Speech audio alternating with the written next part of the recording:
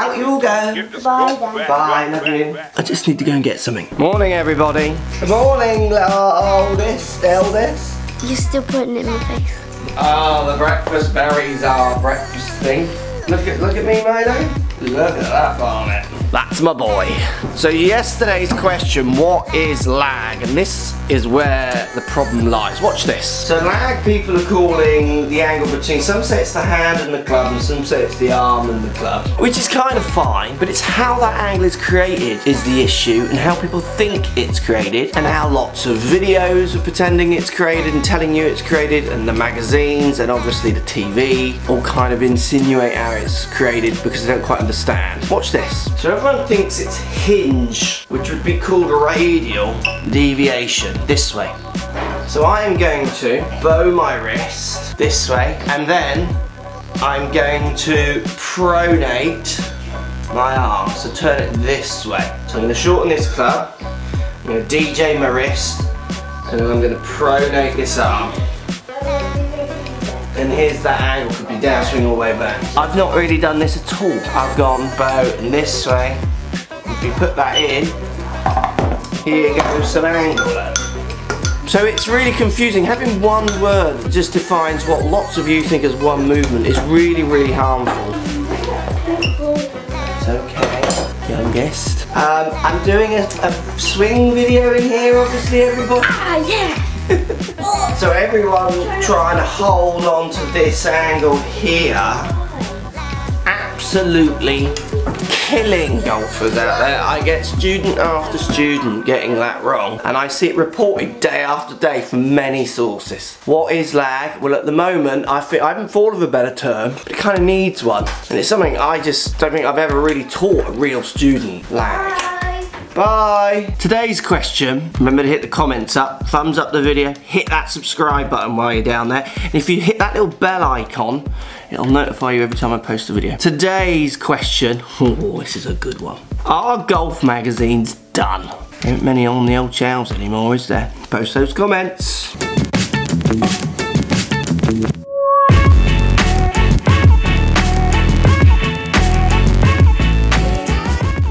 Right, I am off to tennis on the BMX. Now I do have a bit of groin strain, so this could be a mistake.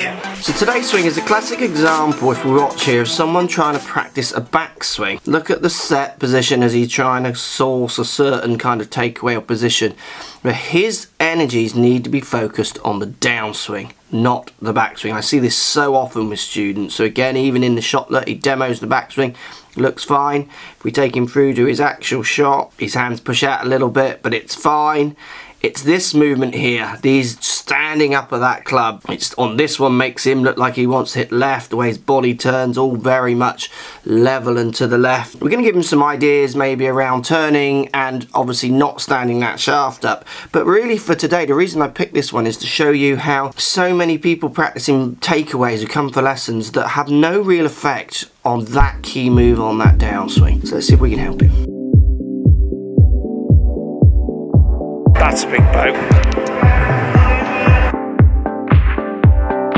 So my first idea, I've gone all Blue Peter on you. Bottle, water in it, bit of string. Tied the bottle to the end of my club. Forget that takeaway. Just forget whatever you're wasting your time with there. What I want you to do is feel the flattening of this shaft on the way down. And this one I made earlier is going to help you do that. So literally just put the club up behind you. Doesn't matter if it gets into what you would think is a real position. So it's very laid off, you would call this. So pointing off into the distance over there.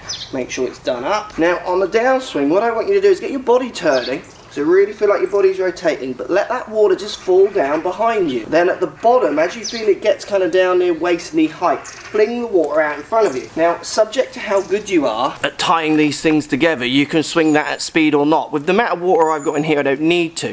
Now, the reason we have this weight is because if I was to stand the shaft up the way you want to, that water feels like it's going to come over and hit me.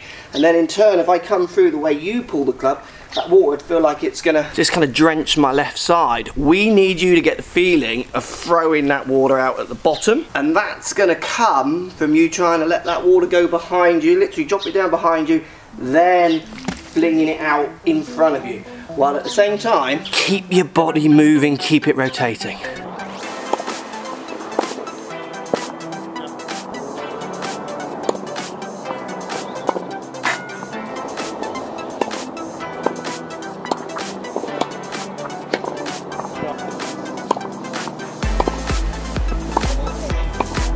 not an amateur, son.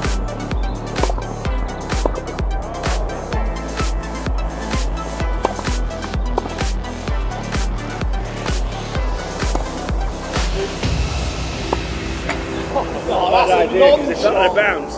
That was a lot of fun. Time to head home. More work to do.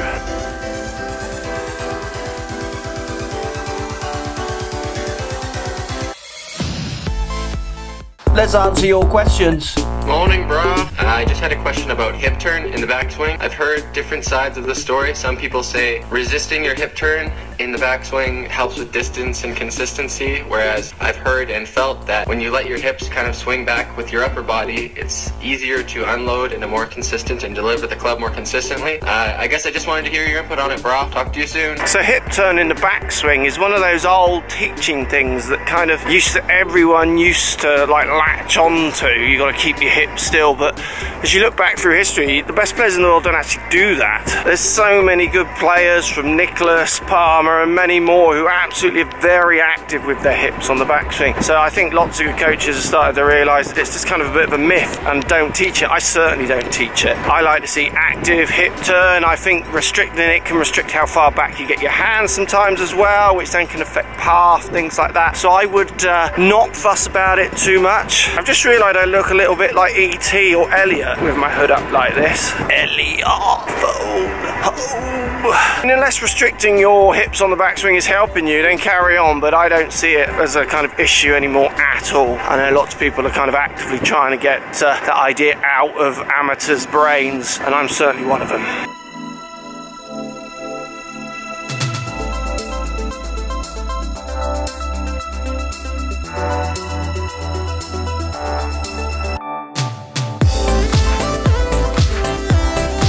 Right, this tip is brilliant and it works. The bigger question is, will you do it? You need a hammer. Penguin is optional. So we need the hammer fronting on this way to something. You could do this in your garage if you get some wood and you want to whack something. Because sometimes it's just nice whacking something, isn't it? So if I put the hammer somewhere in the region of where a golf club would be the angle. Yes, these are my slippers. If I was going to hit this point with this hammer, so hammer this nail in, even if I was to make a backswing, golf styley, and hit it, I am going to lay that hammer down to apply the forces into that nail, whatever I'm hitting. I would never stand that hammer up and then try and come through that way, stand it up and raise the handle of the hammer. It would simply make no sense at all to do that. So this is a great way to get some frustration out while at the same time practicing some feels of delivery. You will see this hammer will be laid down to throw it into that wall. You would never stand it up. It would make zero sense. There we go, another week. Hit that subscribe button while you're down there posting those comments on the magazine question. Thumbs up the video as always. We'll see you next week with loads more vlogs. I am enjoying doing these vlogs. Phone home. Thank you. Go and get your pieces.